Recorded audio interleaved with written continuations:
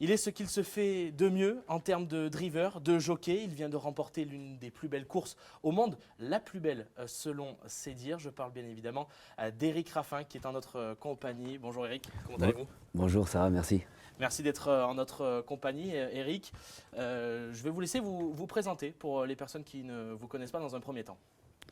Eh ben voilà, j'ai 42 ans, j'ai été bercé dans le milieu hippique et j'ai commencé à courir en compétition à 16 ans. Et depuis, on a parcouru du chemin. Et dimanche dernier, comme vous venez de le signaler, je viens de gagner l'Elite Lop. Donc vraiment un aboutissement d'une carrière. On y reviendra un peu plus en détail tout au long de notre émission. Sachez qu'Éric Raffin, au niveau des chiffres, c'est 4 848 victoires en plus de 31 000 courses courues. C'est 5 sulky d'or pour l'instant, parce qu'on est bien parti pour un sixième du moins. 5 étriers d'or. Et puis au-delà de ça, Éric, si je vous dis Roxane Griff, Akita d'Héronville, Athlissima, Billy de Montfort, Aladin des Cajeul, Saxo de Vendel, Vabellino ou encore Rapide Lebel, Bold Eagle, Fast Time Bourbon, est-ce qu'on se dit que DS du Plessis est un peu loin? Ah bah oui, elle est loin. J'ai eu la chance de gagner au bout de ma deuxième tentative. J'ai débuté à Chartres. Et ma deuxième tentative avec du Plessis, ici même, En 1997. 9 décembre 1997. C'est des moments qui restent gravés. Ah bah ouais, une première victoire, c'est exceptionnel, d'autant plus à Vincennes, mais que ça soit n'importe où. Une première victoire, c'est déjà un rêve. On en sait désormais un peu plus sur vous. Si on est là aujourd'hui, c'est pour revenir sur un peu l'élément majeur, j'allais dire, de votre carrière, le fait le plus marquant. Et ce fait le plus marquant, pour l'instant, il s'appelle Orsi Dribble. La rencontre se fait un soir une journée de novembre 2022. Le cheval est ferré sur un 2100, un groupe 3, que vous remportez sans trop démarrer. Est-ce qu'à ce moment-là, vous vous dites, j'ai un crack, et vous vous projetez déjà? Quelles sont vos premières impressions? Mes premières impressions après le hit, je me rappelle comme si c'était hier. Après le hit, je dis j'ai fait un hit d'un cheval pas ordinaire, tout simplement. Après, voilà, vous venez de le dire, je cours. Avec le 8 à l'auto? Oui, et il gagne avec brio. Mais de là à être arrivé où on est aujourd'hui, j'aurais pas pu le dire. Mais j'avais ressenti que j'avais fait le hit d'un cheval pas ordinaire. Ouais, ce jour-là, vous battez Bilo Jepson notamment. Derrière, les succès s'enchaînent, pardon. Et au-delà de ça, vous allez vous hisser à la plus haute marche, on va dire, des courses. Vous allez remporter un groupe 1, car vous obtenez un pass pour le paradis, si je puis dire. Vous remportez le Ténor de Beaune. Ouais, pareil, le prix Ténor de Beaune, on avait très bien voyagé. Et le cheval, il s'était envolé pour finir. Il gagnait vraiment avec brio. Ce jour-là, j'ai envie de dire, il a montré quelque chose d'assez exceptionnel. Mais la cerise sur le gâteau, c'est 15 jours plus tard, ferré sur une distance qui est complètement autre que celle du Ténor de Beaune, sur 2850 mètres, vous vous imposez à nouveau, à 15 jours du Prix d'Amérique, vous frappez un grand coup. C'est vrai qu'on gagne le Belgique en étant ferré des 4. Et c'est vrai qu'après, obligatoirement, on commence à rêver. On court le Prix d'Amérique avant le coup avec des prétentions, des grosses prétentions. Oui, j'imagine, il vous avait laissé quand même une forte impression, même dans sa victoire. Jusqu'au bout du poteau, vous sortez, j'ai encore cette image en tête et on voit que lui. C'est vrai que c'est un cheval qui a une capacité de changement de vitesse pas ordinaire. On est un peu dans la vie du cheval liée avec vous. Il y a ce Prix d'Amérique. J'aimerais qu'on y revienne parce que officiellement il termine 8e, mais j'ai l'impression, avec beaucoup de regrets, il y a eu un problème au niveau du départ avec le starter. Vous pouvez nous en dire un peu plus? Je sens une certaine amertume, ou du moins une déception. Un problème avec le starter, oui et non. Le problème, c'est que ces jours-là, il y a tellement de pression, que ce soit de la part des drivers. Donc le starter, s'il voit les jockeys en pression obligatoirement, c'est des départs pas comme les autres. Et ce jour-là, j'en tiens pas rigueur, mais normalement on a le droit de monter à 10 dans la raquette. Et si c'est à refaire, c'est pareil. On a dû monter à 12. Donc je me suis élancé en deuxième ligne, pas bien parti. Premier tournant, Idaho Tiar au galop. Quand vous entendez Idaho Tiar au galop, que vous comprenez qu'il n'est plus de la course, ça change quelque chose? Est-ce qu'on voit les choses différemment? Même si on est toujours dans sa bulle, j'imagine, mais est-ce qu'on voit les choses autrement? Oui. Moi, j'ai pas honte de le dire, oui. Si Idaho Tiar fait pas la faute, je fais pas ce que j'ai fait, je viens pas descendre, je fais pas ça. Et d'un coup, moi, je me suis vu beau, j'ai fait trop fort. Et le cheval, il finit 8e, mais sans démériter. Mal drivé, tout simplement. Vous avez le mérite de dire ce qu'il en est et de votre ressenti, bien évidemment, qui est le plus important. Après cet hiver au goût d'Amérique, finalement, une 4e place dans le prix de l'Atlantique. Et puis, Orsi se retire un peu de la compétition pendant presque 3 mois. Son mentor le laisse un peu, lui donne un peu de repos. Fin d'été, son mentor, Pierre Belloche, le reprend et le fait rentrer à Graignes. Un succès assez facile, il faut le dire. Et derrière, moi, il y a une victoire qui m'a marqué personnellement. C'est quand vous le reprenez à La Capelle, ce jour-là.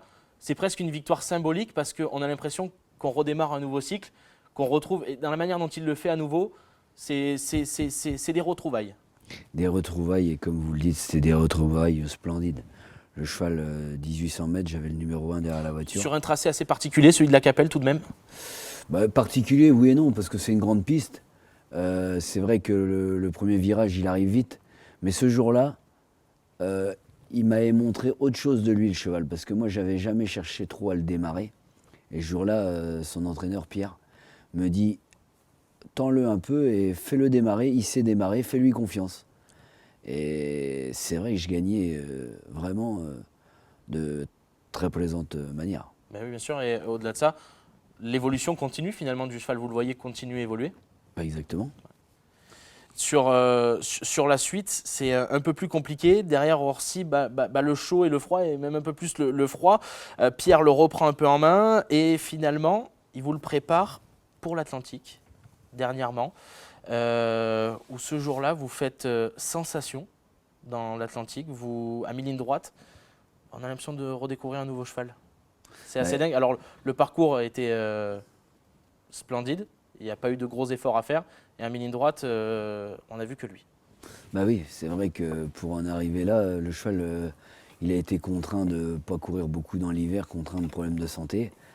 Pas grave. Ça vous a un peu embêté tout de même quand même un cheval de ce type qui loupe un hiver entre guillemets. Je dis louper, le mot est fort, mais est-ce qu'on se dit pour la suite de sa carrière, qu'est-ce que vous vous dites vous personnellement?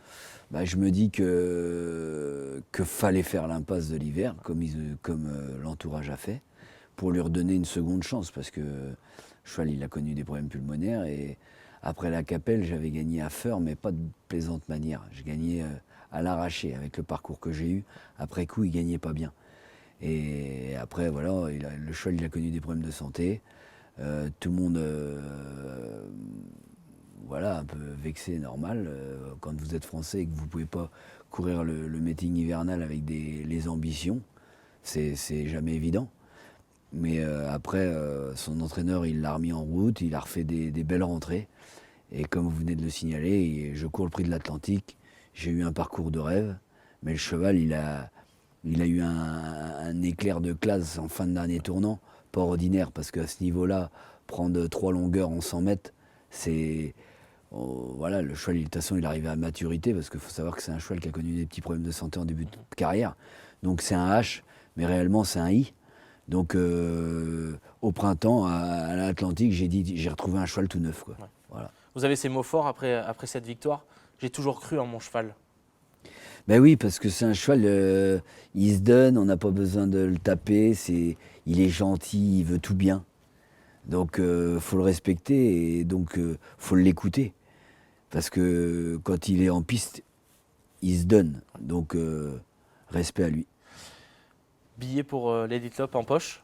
Vous partez pour Solvala. C'est un week-end assez exceptionnel. Et le moins qu'on puisse dire, c'est que vous faites le show. Et ça commence de bonne manière, Eric. Vous gagnez avec Vaprio. Et à mi-ligne droite, j'ai rarement vu ça, si ce n'est pour moi dans ma jeune carrière, entre guillemets. J'ai l'impression de vous avoir revu avec Fast Time Bourbon. Vous chauffez le public. C'est le moins qu'on puisse dire. Bah oui, ça faisait longtemps que j'avais eu la chance de courir le week-end de l'Elite Lopp, je crois même 8 ans. Donc j'ai voulu me faire plaisir et j'ai fait un peu le chauffeur j'ai chauffé la salle, quoi. Bah oui, donc je me suis régalé. Ouais, c'est vrai que Vaprio, j'ai passé un moment en communion avec le public.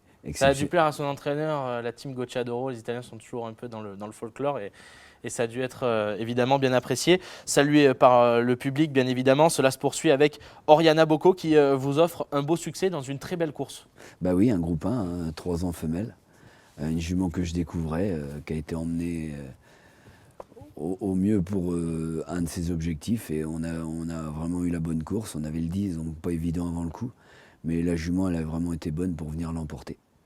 Juste un petit point sur ce qu'il en était de la piste, de l'état de cet hippodrome de Solvala. Vous en étiez, j'imagine, pleinement satisfait. Est-ce que vous avez eu des remarques, peut-être des petites choses qui vous ont marqué sur peut-être une différence aussi? Ça faisait 8 ans que vous n'étiez pas allé. Est-ce que... Ouais, à chaque fois que j'ai eu l'occasion de courir à Solvala, on est toujours tombé sur une piste vraiment bien travaillée. Et non, les chevaux peuvent s'exprimer. Non, c'est le top des pistes suédoises, quoi. À ce stade de la journée, on n'a pas encore touché à Orsi dans le box et on va y aller pour la batterie. Qu'est-ce qu'il en était des hits juste avant, quand le cheval rentre en piste pour, entre guillemets, la première fois avec vous? Eh ben moi, du coup, comme on n'a pas pu mettre l'arnachement habituel, son entraîneur a préféré faire les hits. Donc pour régler sa bride. Et donc moi, j'ai été la première fois que j'ai vu C'était un spectateur. Orsi Dream dimanche. Honnêtement, j'ai même pas vu les hits. C'était pour aller courir la deuxième batterie. D'accord. Justement, parlant de cette batterie, le cheval est ferré. Au moment du canter, du coup, là, pour le coup, vous le découvrez véritablement. Vous le sentez dans le bain, si je puis dire? Ouais. Non, le cheval était dans le bain, il était très bien, très calme.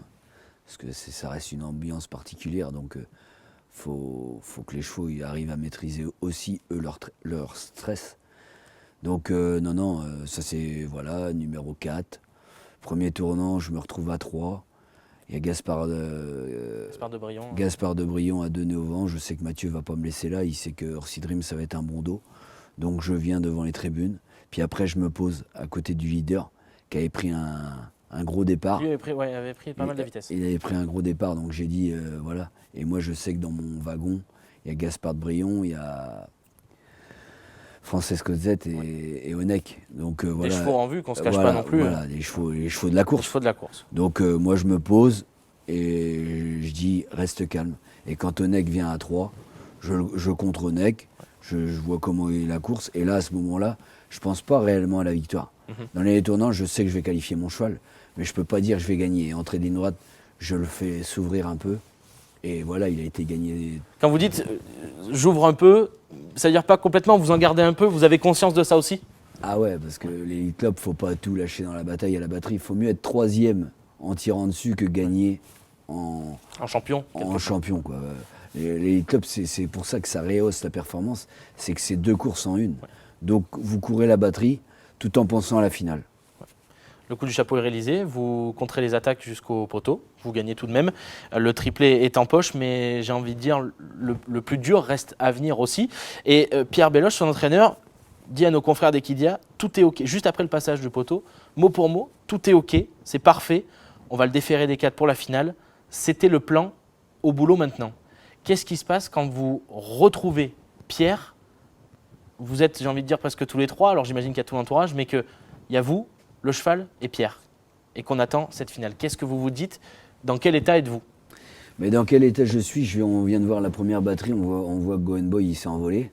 Il a gagné vraiment très plaisamment, sans tirer le débouche-oreille ou les œillères. Il gagne vraiment avec brio. Donc avec Pierre, il vient me voir, il me dit alors je dis j'ai bien gagné, j'ai pas mis un coup, j'ai pas débouché les oreilles, chose qu'il n'a jamais eu. Même par la suite. Oui, mais j'ai l'image, je vous coupe dans ce ténor de bonne, où il y a toujours un casque finalement. Ouais. Il n'y a jamais eu trop de ficelles sur Orsi. Jamais, il a toujours été préservé. Donc il me dit, je dis tout est OK. Et arrive le tirage au sort des numéros. Il y a la petite coupe et il y a marqué 1 et 2 dedans. Il y a 2 billes, 1 et 2. Et si on avait tiré le premier, on aurait pris le 2. Et on tire en deuxième et on se tâtait entre le 1 et le 3. Et je dis à Pierre, honnêtement, prends le 3. C'est trop de risque le 1, parce qu'il faut absolument démarrer. Donc pas de risque, on prend le 3. Hop, on prend le 3. Là-dessus, il n'y a pas de... Non. Vous entendez bien, je veux dire, il n'y a pas de... Non, pas de conflit, tout est OK. Et puis après, vous connaissez la suite. On connaît la suite. Avant de rentrer dans cette finale, dans tous les sens du terme, on vous connaît un peu. Il y a ce souci du détail, si je puis dire. Vous êtes concentré, conditionné. Vous faites le vide avec vous-même, mais réellement, au fond de vous, qu'est-ce que vous vous dites à vous-même? Mais qu'est-ce que je me dis, pète pas les plombs. Déjà, c'est une belle journée. Le cheval, il a été très bien qualifié. Tout est mis en œuvre pour que ça se passe bien. Parce que c'est quand même beau de gagner une batterie en étant F4. Donc voilà, son entraîneur a bien géré la situation. Maintenant, à moi de jouer, quoi.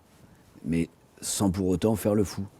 Et après, vous avez vu la finale, j'ai cherché à bien démarrer. Ouais. Parce qu'honnêtement, j'ai cherché à partir.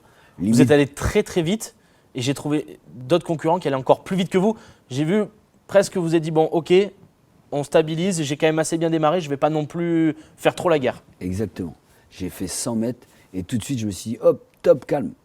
Parce que j'avais éliminé 1-2 et il y a 3 dragsters à ma droite. Je dis top, calme. Et après j'ai très bien voyagé. Sorti du deuxième tournant, Cantonec lance le wagon 3, Go On Boy y va, et moi j'y vais. Et vous y allez à ce moment-là. Et avec beaucoup de ressources, j'imagine. On a l'impression qu'Orsi, avec une envie, c'était d'y aller avant tout le monde presque. Oui, mon cheval était très bien. Oui, c'est sûr que j'avais du gaz pour bondir.